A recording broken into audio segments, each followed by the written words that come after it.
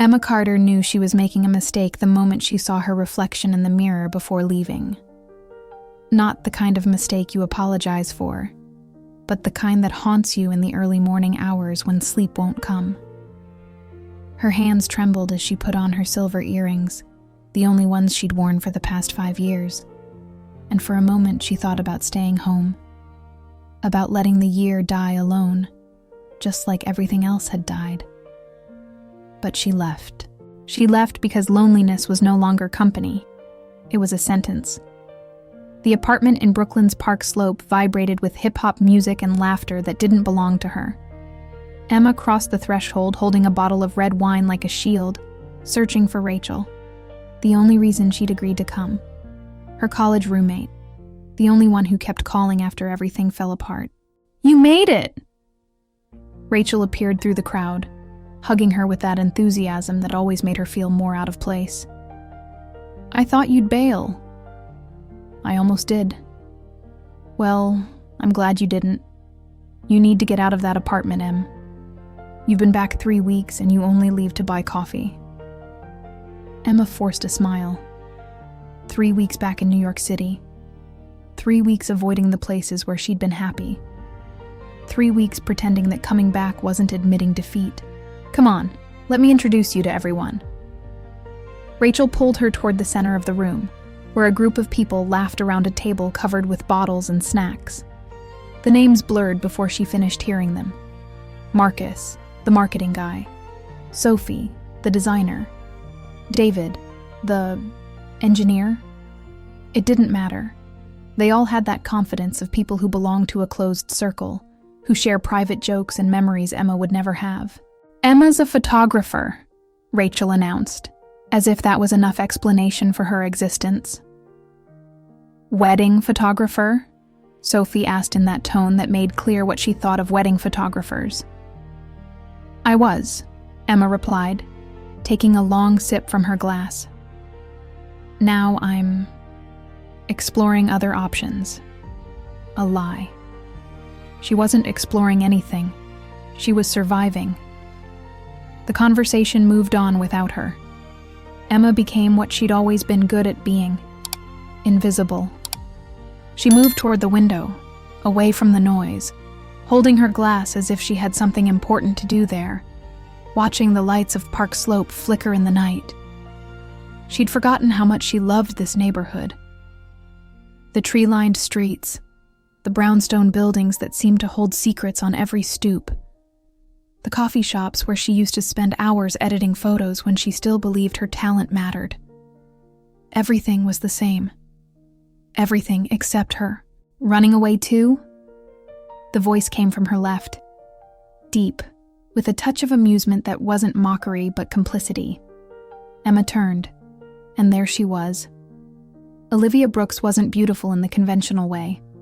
She was the type of woman who fills a space without trying, who makes the air change density when she enters a room. Dark hair pulled back in a messy bun, simple black dress that cost more than Emma made in a month, dark eyes that looked at you as if they already knew everything you were trying to hide. "I'm not running," Emma lied. "Just needed air." "Right." Olivia leaned against the balcony railing, half a meter away. "I came for the air too. And because if I hear one more time about how Marcus met his girlfriend in the Hamptons, I'm going to jump off this balcony." Emma couldn't help a small smile, the kind that hurts when you haven't smiled for real in a long time. "Have you known them long?" "Since law school." Olivia paused, sipping from her glass. "Though, sometimes I feel like I don't know them at all." There was something in the way she said it, a crack in the perfect facade. "I understand that," Emma admitted before she could stop herself. Olivia looked at her then, really looked at her, and Emma felt something she hadn't felt in years. Not attraction, not yet, but recognition.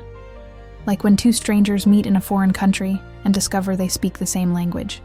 Subscribe now. YouTube prioritizes subscribers, and those who aren't subscribed miss out on future stories.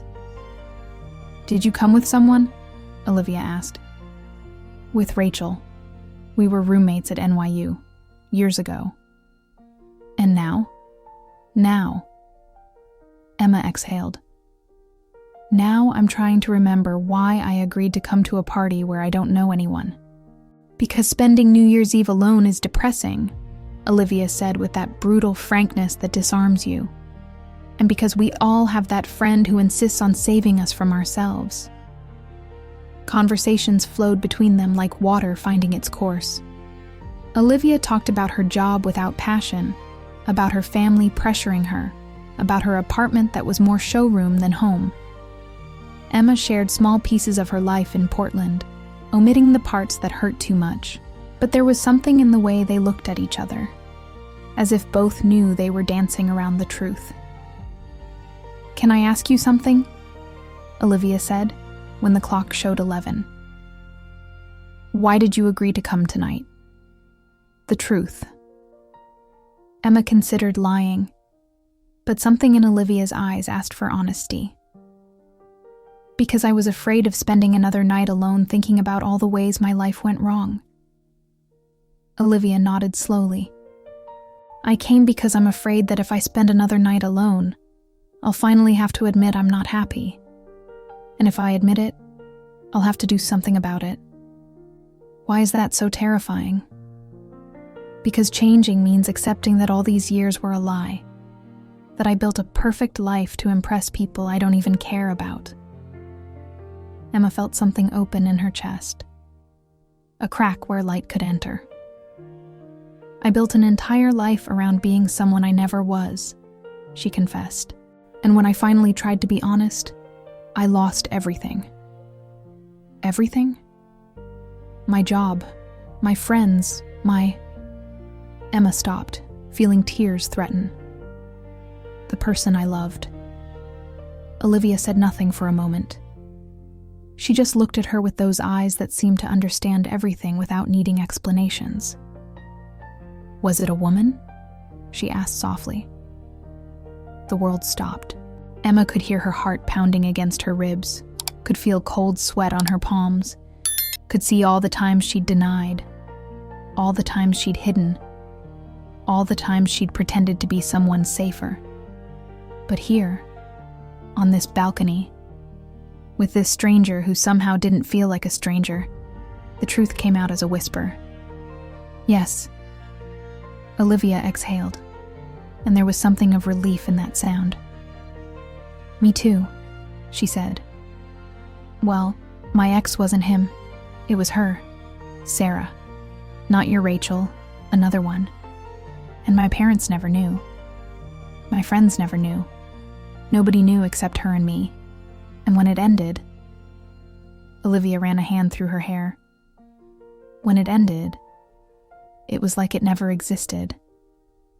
Emma felt hot tears rolling down her cheeks without permission. "I'm sorry." "Don't be." Olivia moved closer, wiping a tear with her thumb in a gesture so intimate that Emma almost pulled back. "It's the first time I've said it out loud to anyone." "Why me?" "Because you understand. Because I look at you and recognize that way of being in a room full of people feeling like you're the only person in the world.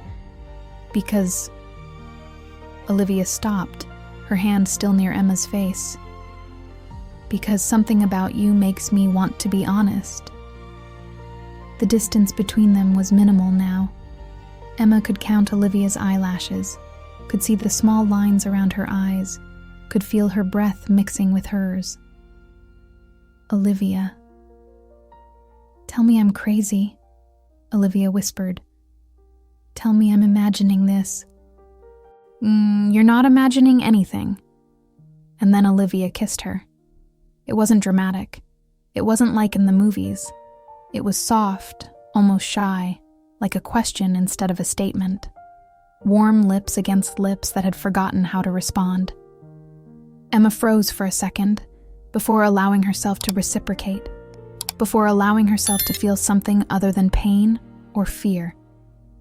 The kiss deepened slowly, hands finding waists, bodies moving closer as if they'd been waiting for this moment without knowing it. When they separated, Both were trembling. "We shouldn't have," Olivia started, "but we did." Inside, someone shouted that there were 10 minutes until midnight. The noise increased. The music got louder. The energy changed to that collective hysteria that precedes the new year. But on that balcony, Emma and Olivia remained in their bubble, holding trembling hands, looking at each other as if they'd just discovered a secret the world wasn't ready to know. "What do we do now?" Emma asked. "I don't know." Olivia caressed her hand with her thumb. "But there are 10 minutes left until the year ends, and I don't want to spend them pretending to be okay with people who don't know me." "Do you want to leave?" "With you, yes." Emma's heart raced. "Olivia, if we do this, I know all the reasons why it's a bad idea. I know tomorrow I'll have to go back to my perfect life and pretend this didn't happen. I know you're rebuilding yourself, and the last thing you need is to complicate things." Olivia moved closer again. "But tonight, just tonight, can we pretend none of that matters?" Emma should have said no, should have been sensible, protect herself, avoid another broken heart. But she'd been sensible for so long, protecting herself for so long, alone for so long. "Yes," she whispered, "just tonight."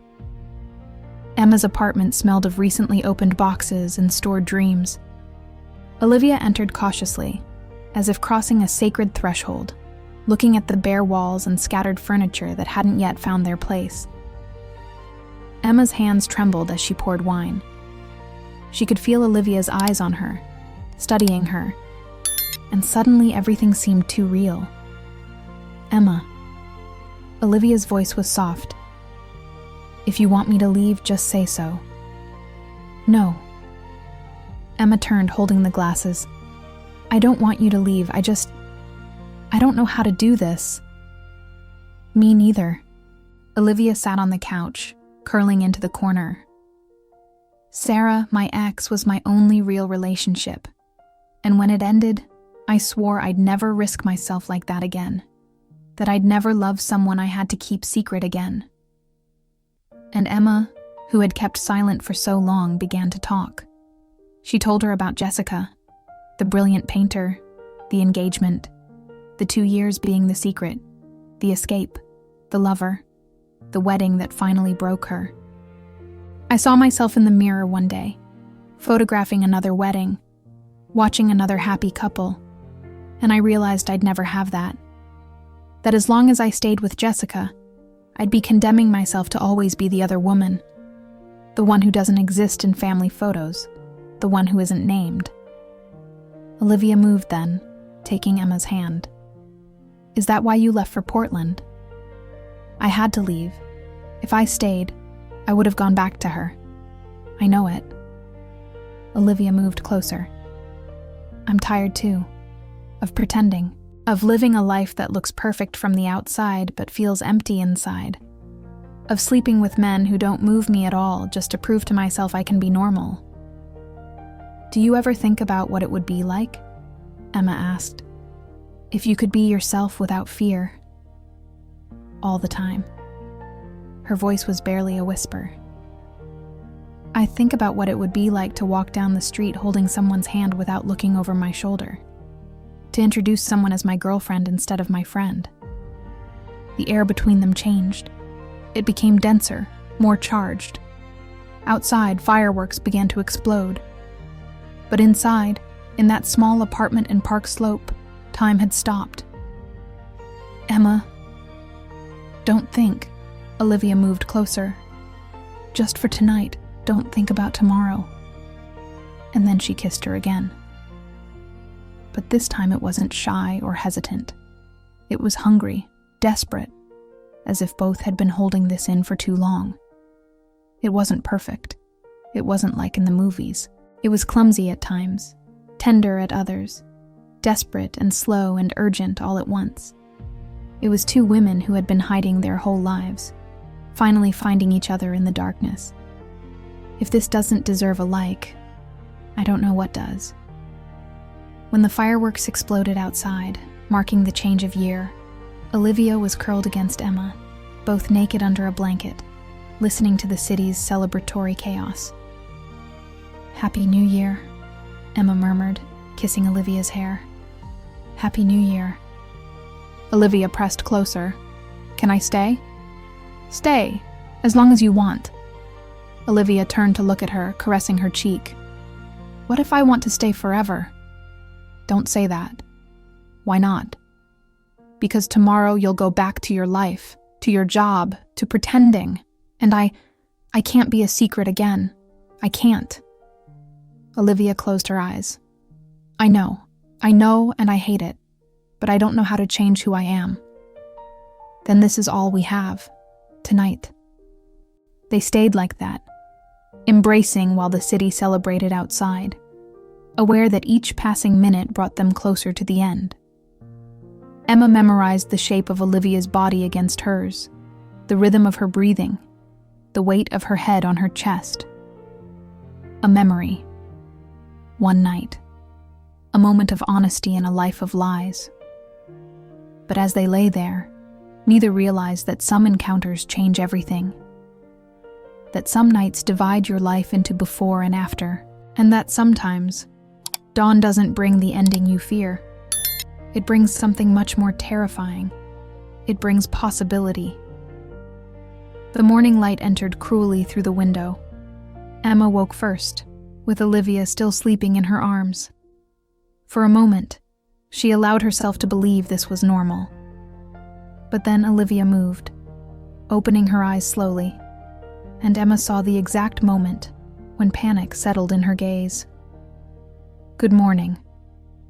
Olivia sat up abruptly, pulling the sheet to cover herself. "God, what time is it?"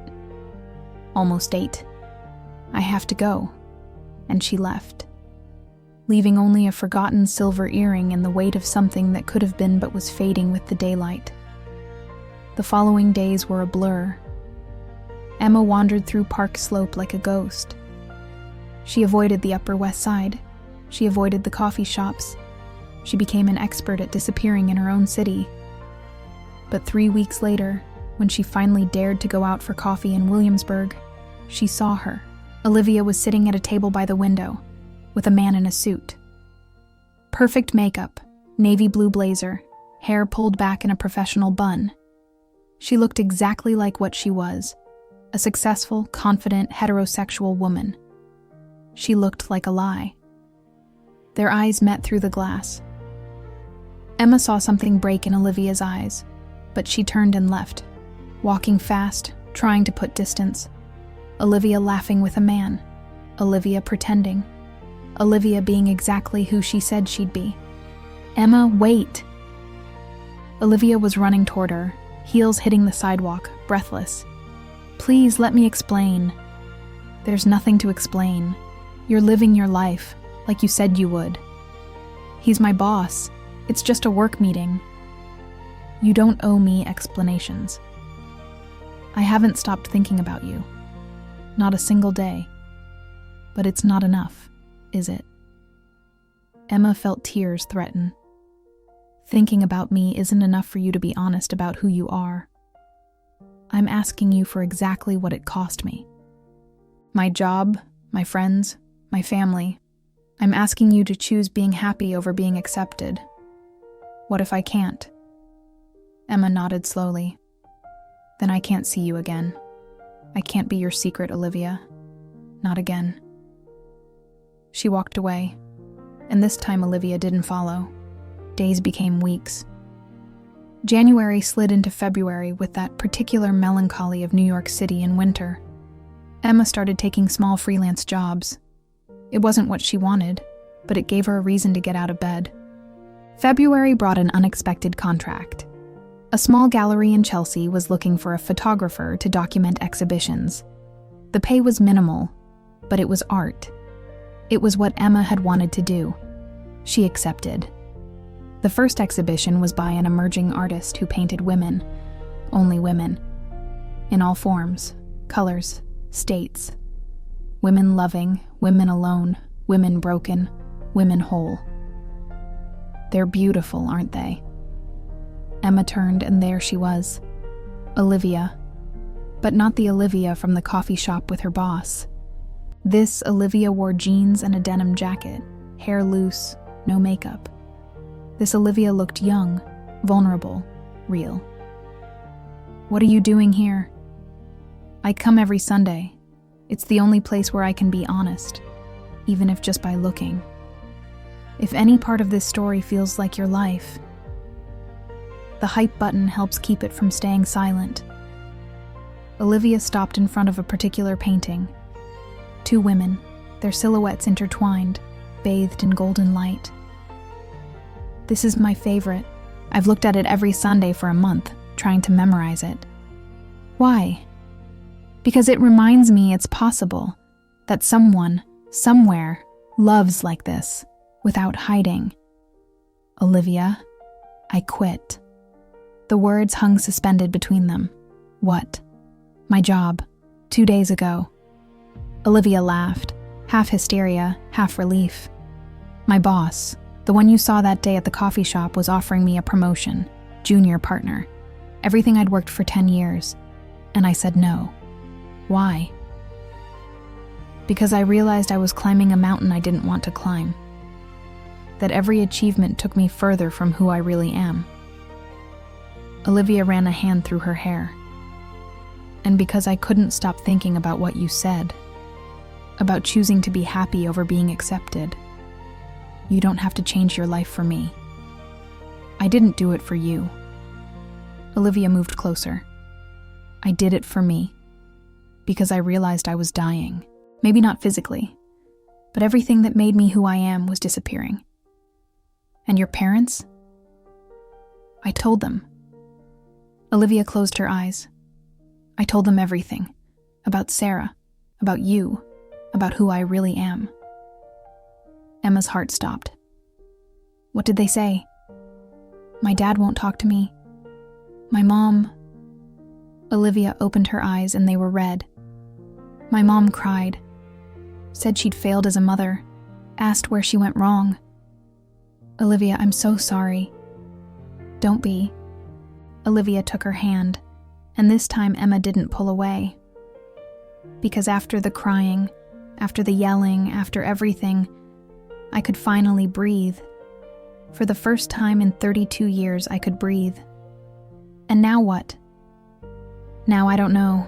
I don't have a job. My family hates me. I'm terrified. But Emma, I'm alive. And I want to keep feeling this way." Olivia moved closer. "I'm telling you I'm sorry, that you were right. And I'm asking if there's still room for me in your life. Because I know I don't deserve another chance. I know I hurt you. But..." Emma kissed her. She kissed her there, in the middle of the gallery, with people around, with natural light coming through the windows, with nothing to hide. She kissed her like she'd wanted to kiss her that morning when she left. She kissed her like promise and forgiveness at the same time. When they separated, both were crying and laughing. There's room. There always was room. It wasn't easy. Nobody had told them that honest love would be easy, but they also hadn't prepared them for how difficult it would be to rebuild entire lives while trying to build something together. Olivia moved to a smaller apartment in the West Village. No more corporate law. Instead, she started taking pro bono cases for LGBT+ organizations, defending rights she herself had denied having for years. Money was scarce. Expensive dinners became street tacos. And though sometimes Emma saw panic in her eyes when she checked her bank account, she also saw something else. Purpose.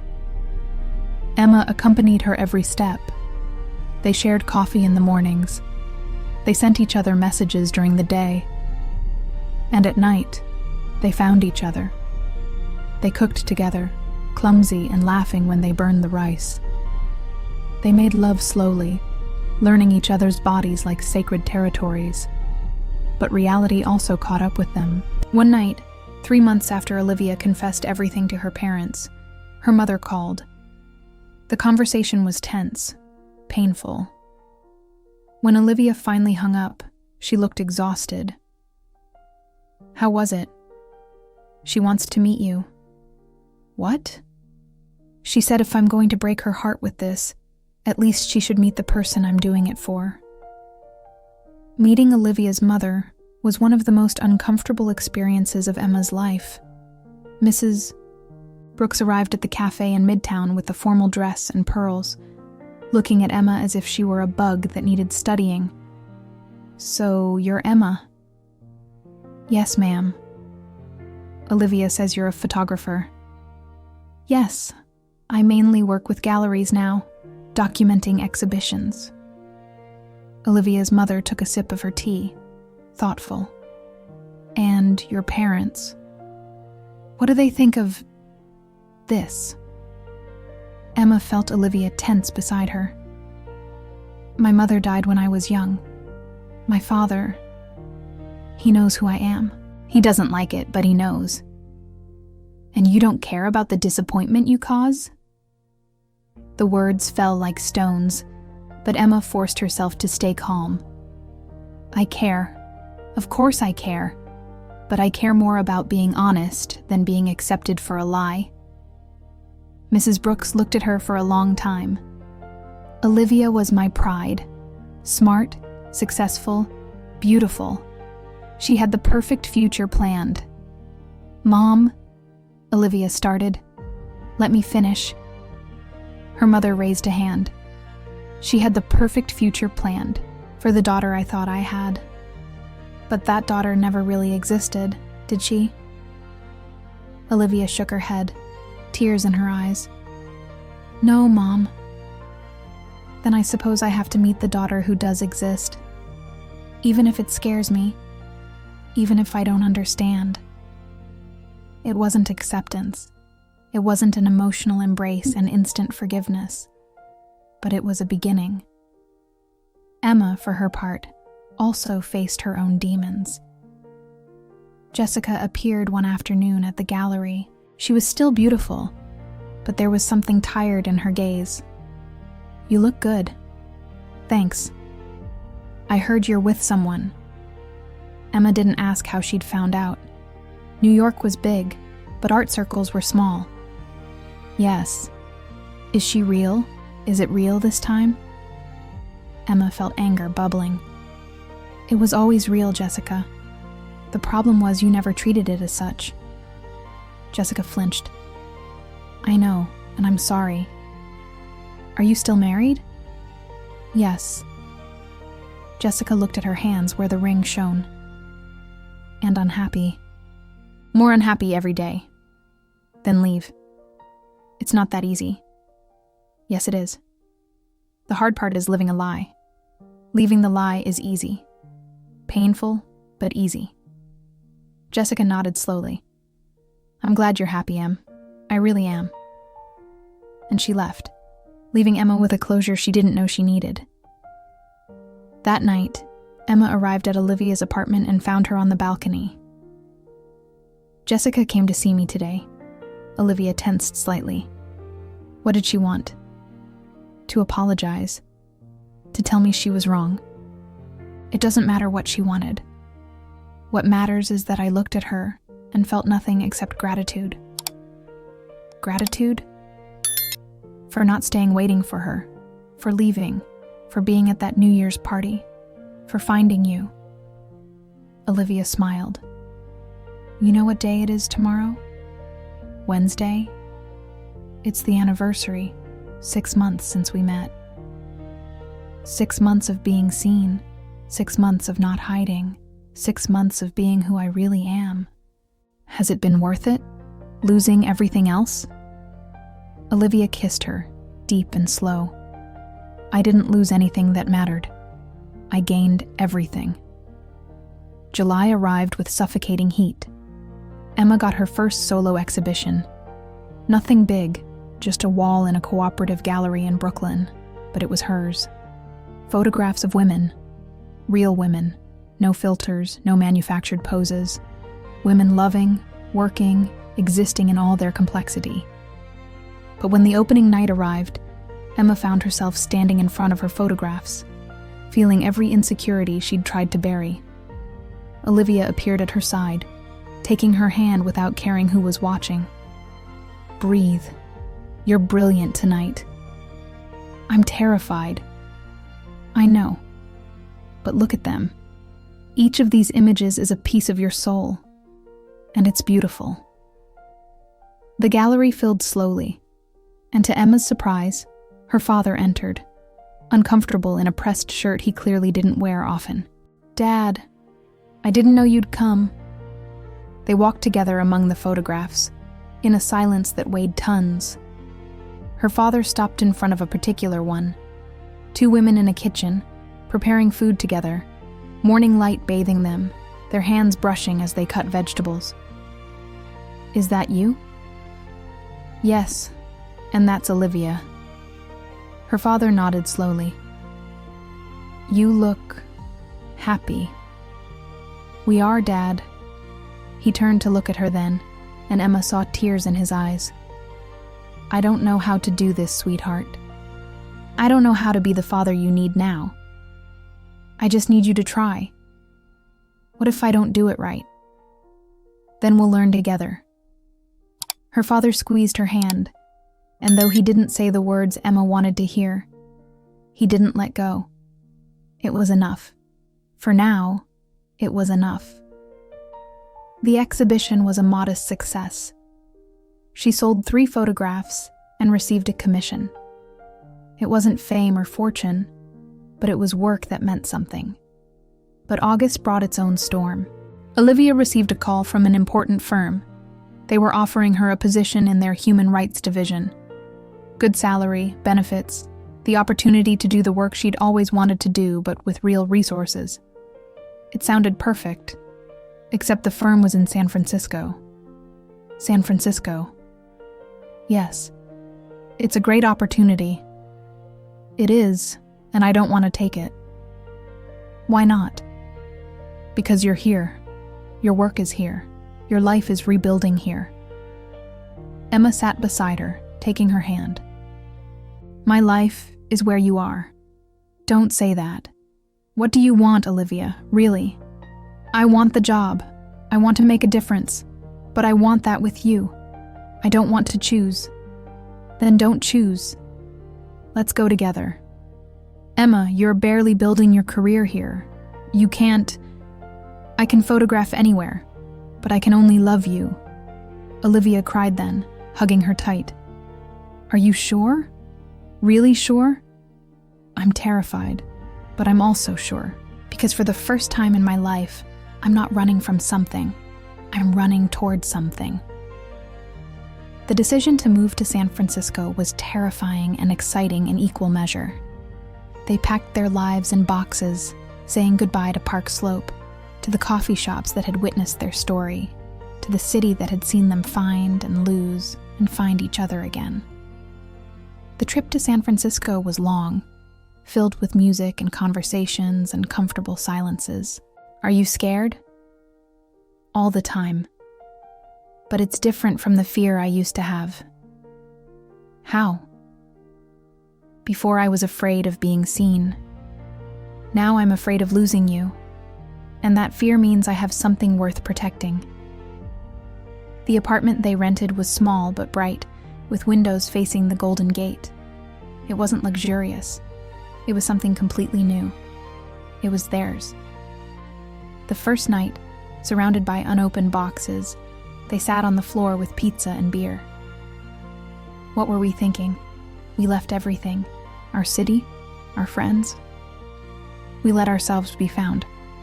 And now we're building something completely ours. Olivia kissed her, tasting of beer and promises. "I love you.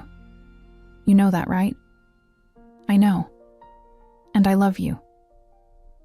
They stayed like that, on the floor of their new home, planning where each piece of furniture would go, what colors they'd paint the walls, how they'd make this space a refuge. And it was perfect. San Francisco turned out to be exactly what they needed, and nothing like they expected. The city was more liberal than New York, But there were still moments when Emma felt judging eyes. But there was also a community, small but strong, of people like them.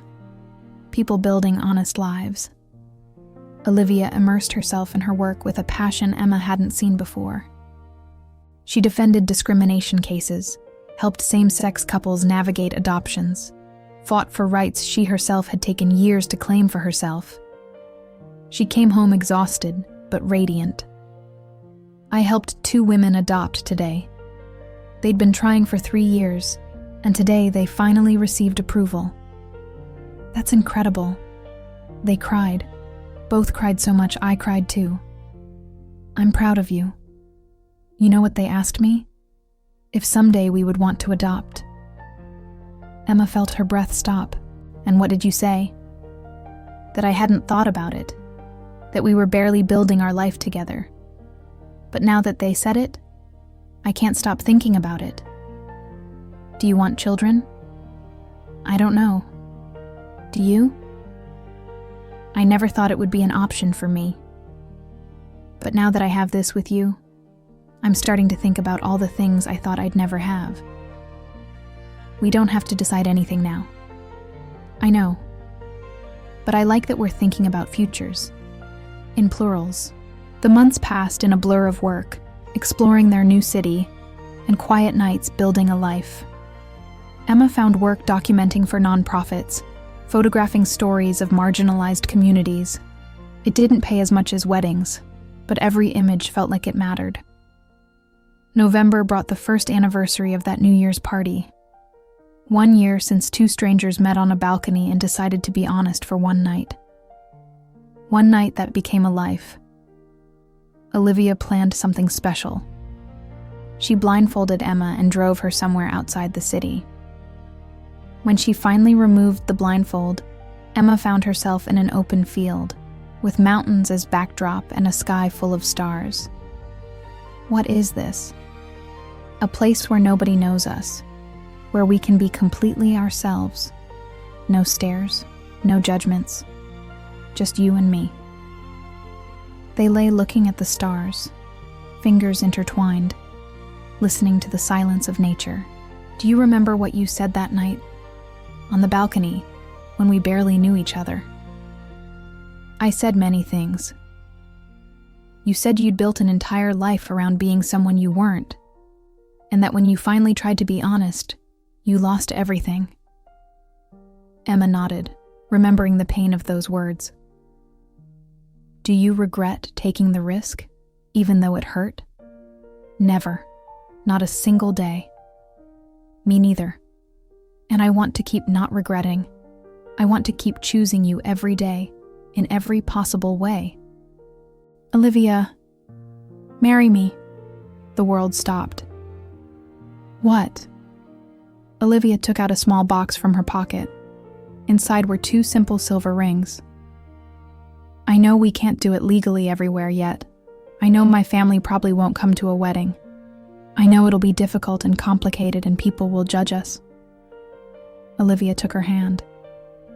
But I want to promise you in front of whoever matters to us that you're my person.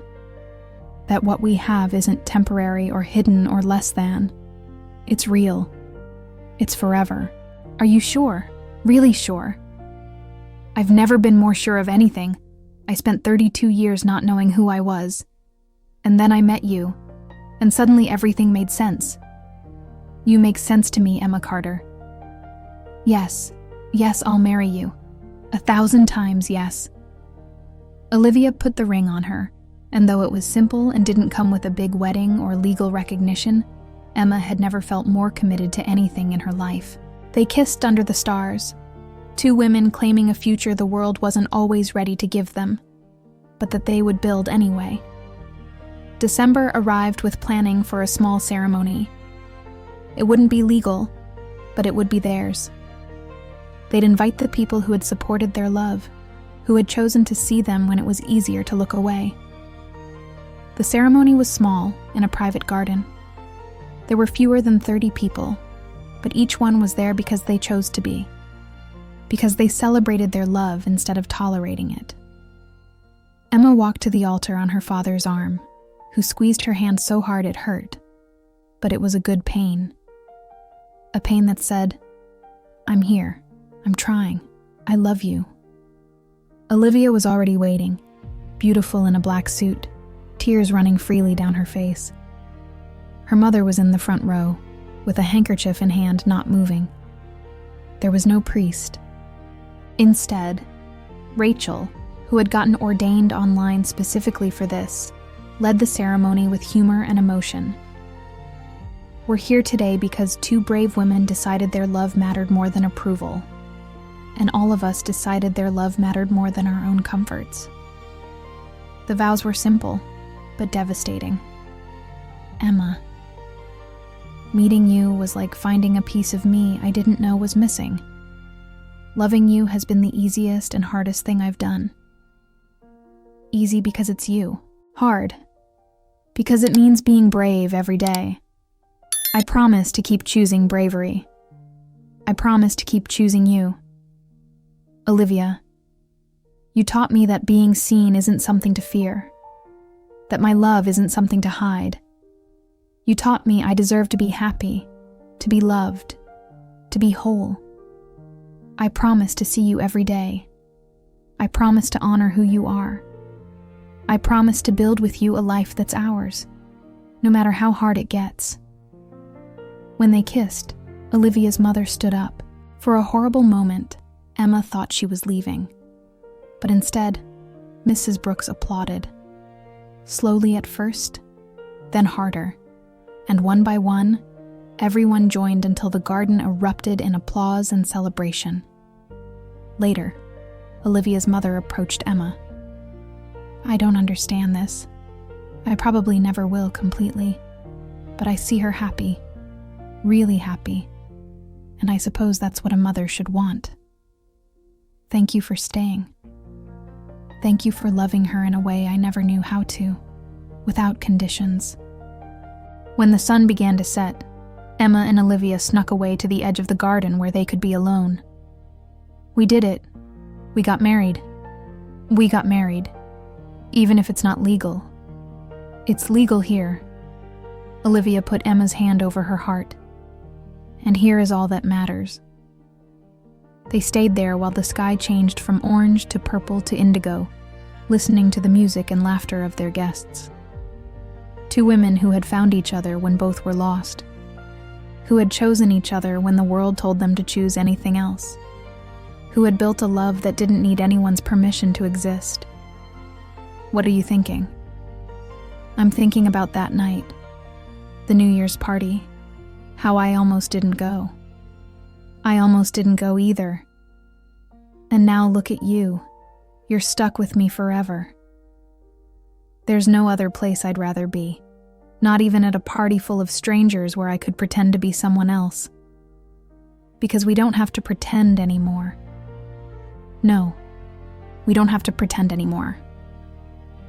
The music changed inside. Olivia extended her hand. "Will you dance with me, my wife?" Emma felt her heart expand with that word. Wife, hers. Always. They danced under the darkening sky, without hiding, without looking over their shoulders, without calculating who might be watching. Just two women loving each other in the simplest and most radical way. Openly. And when the song ended and they returned to the celebration, hand in hand, rings shining in the dim light, Emma knew she had found what she'd been searching for her whole life. Not acceptance from everyone, not a perfect life without challenges, not an easy path. She had found someone with whom the difficult path was worth it. Someone who saw her whole and loved her anyway. Someone who was as brave and as scared and as perfectly imperfect as she was. She had found her home. Months later, on an ordinary March afternoon, Emma received an email from a publisher. They wanted to publish a book of her photographs, portraits of queer love in America, stories of couples like her and Olivia, living ordinary and extraordinary lives at the same time. When she showed Olivia the email, she almost screamed with excitement. "You're going to be a published author. It's just photography. It's your art. It's your voice, and the world needs to see it.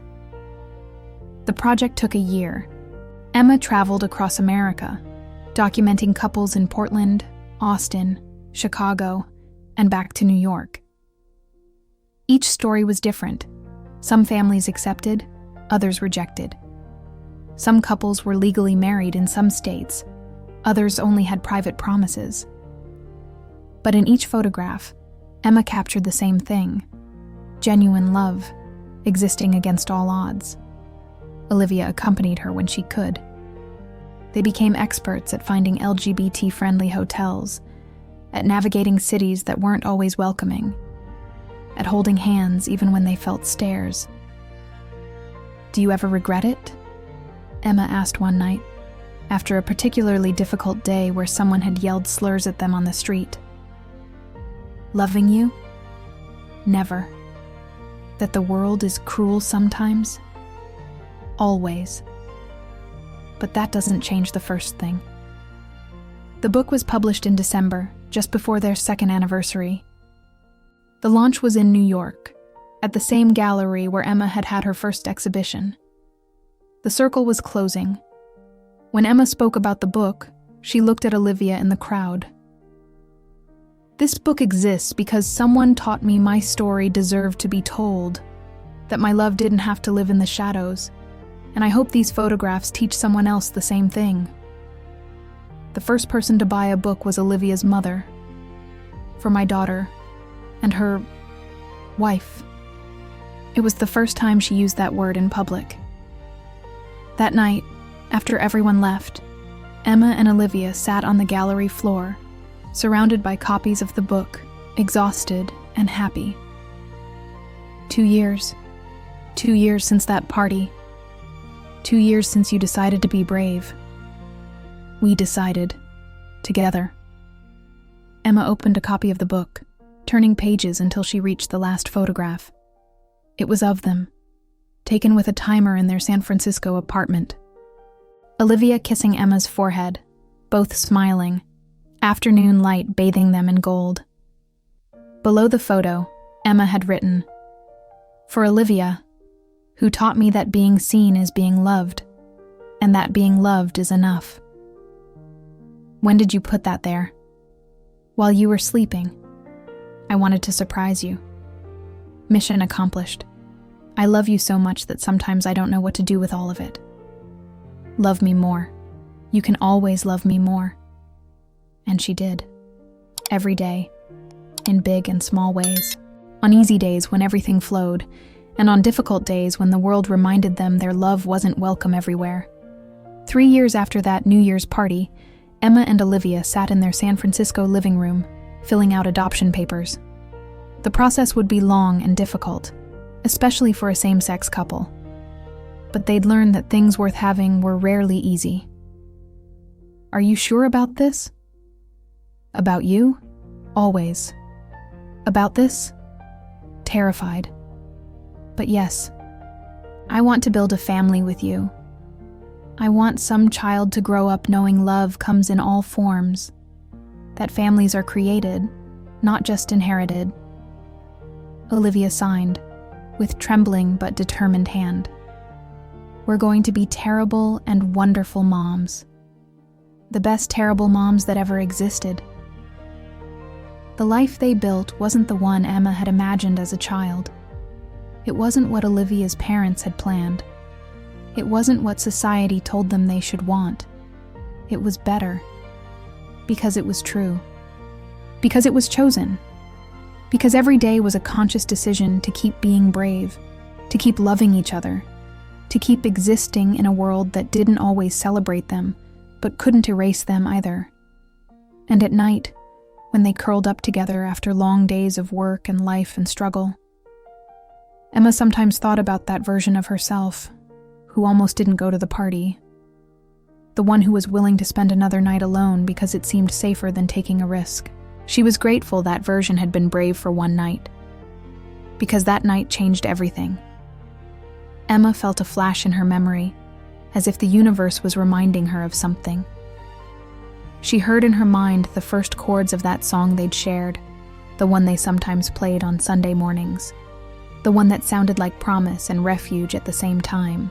And with Olivia breathing softly against her neck, with the future stretching before them like a path without a map but full of possibilities, Emma closed her eyes and smiled, because she had found her home. And her home smelled of freshly brewed coffee, citrus perfume, pages of old books, and new dreams. Her home sounded like shared laughter, like comfortable silences, like Olivia's voice saying, "I love you," every morning as if it were the first time. Her home felt like intertwined hands, like bodies learning their geographies, like two lives woven so tightly it was impossible to know where one ended and the other began. It wasn't perfect. It never would be. But it was theirs. And that was more than enough. If you want the continuation of this story, write it in the comments, because that's the only way I'll know what you want. And don't forget that YouTube only prioritizes subscribers. So subscribe now, so you don't miss the next story that will make you believe in love and second chances. This is just the beginning.